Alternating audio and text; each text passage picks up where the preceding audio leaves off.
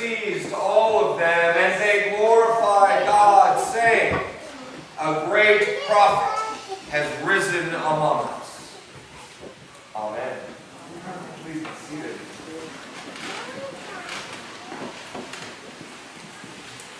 When I was in high school, a good number of years ago now,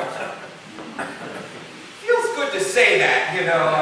I don't feel like I'm 25 anymore.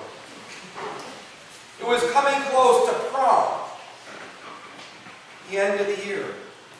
Graduation was just down the road, and I remember I was a senior, I think, so I was, well, thinking about the next stage. And as I was walking up the area in front of the school, there was a car that had clearly been in a severe accident. The whole front end was pushed in. The sides looked like they had hit guardrails and other things. And just down around it a little bit, there was a hearse. And in between those two automobiles was a little sign, a little placard, and it said, "This is sponsored by MAD, Mothers Against Drunk Driving." It was clearly a time to put, an emphasis on young people when drinking and driving was very common. And it made an impression. Clearly, almost 30 years later, I cannot forget that day, that car, and that hearse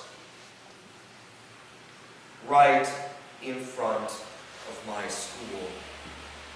I remember us walking past it almost in silence, like a parade, you could say, like a procession, trying to comprehend, what does this mean?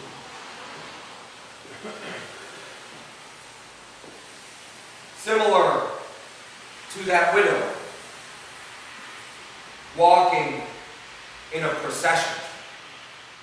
She was probably immediately following the bearer and the bearers, pallbearers, carrying that man, that young man, on their shoulders. They had just left town, you may have noticed. They said they were outside the village, just leaving the village. They were outside the confines of safety. And they were weeping, and there was black, and there was wailing, and there was pain, sadness. They knew that car wreck, and they knew that hearse, for they were a part and following it. Not just because the dead man and died, but because of the widow. Because of the one who was left, for her husband had already died.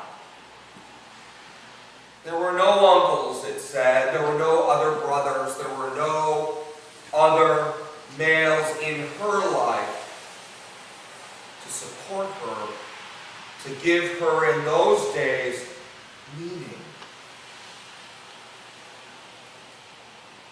This was the end of her life, too.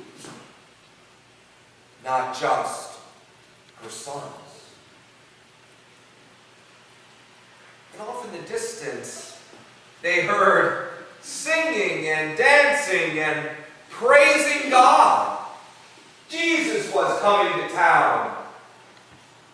Whether he was in the midst of the people or in front, he was leading them with such joy and gladness, for God has arrived. God is here. Two processions meet. They collide. They they hit one another. And the most miraculous thing ever happened. Jesus does two things. That's it, just two. The first thing he does is he has compassion. Compassion. We've talked about what compassion might look like, whether it's sympathy or empathy or compassion. Jesus felt what the woman was feeling and felt it himself. We often think that Jesus doesn't have much feeling, right? He's God and he's stately and he walks around in white robes and sandals on his feet. Jesus may have wept too because of that compassion.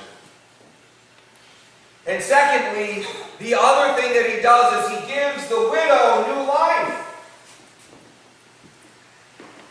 He gave her something to hold on to. He gave her the ability to live without being sent to the streets. Widows became destitute. There was no one to take them in.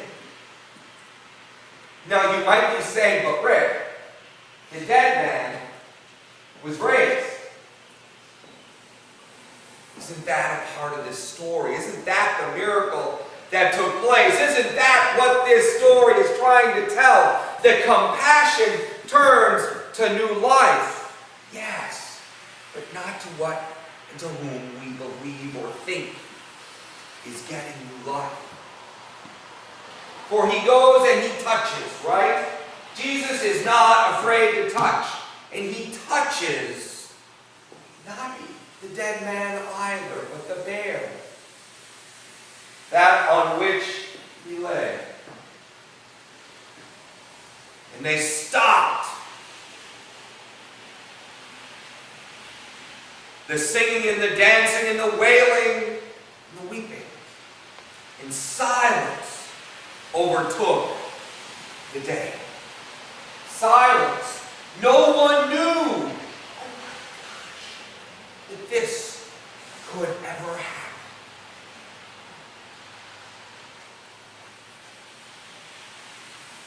So fear seized them, you may have noted. Fear.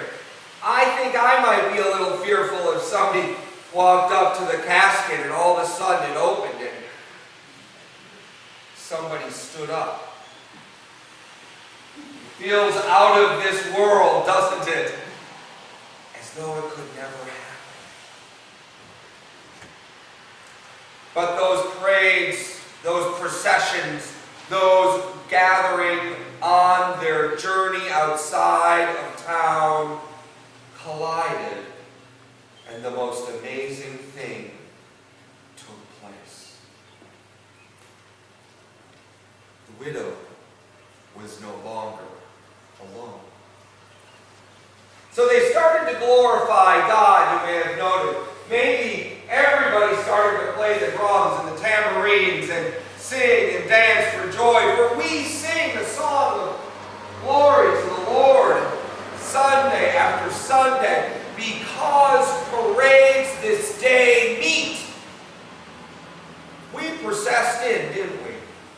One by one, we came in the church, we found our seat, and we sat, we chit-chatted with our friends, and we may have found some silence to prepare. And coming with us is the world. We know Good Friday. We know the pain of death.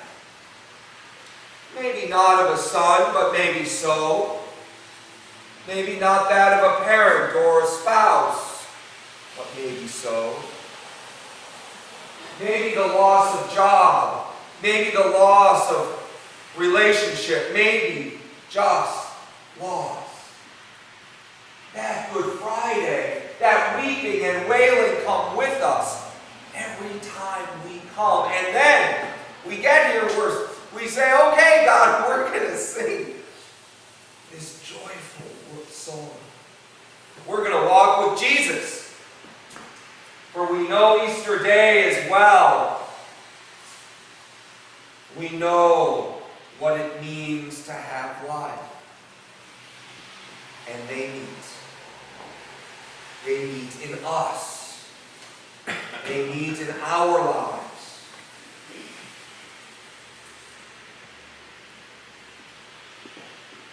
They come together. They become one.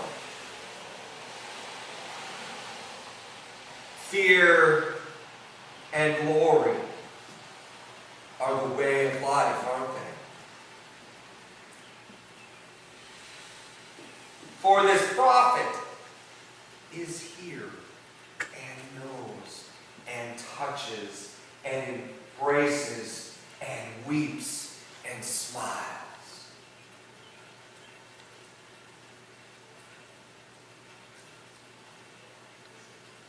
We know that as a church as well, don't we? Not just our own lives coming in here. There is fear. Our vestry has begun to address this fear. What happens when we die? When we are no longer here? When we fear that things may cease to be? Where will that celebration and dance come and touch us as the people of God? Our lives are this story this day.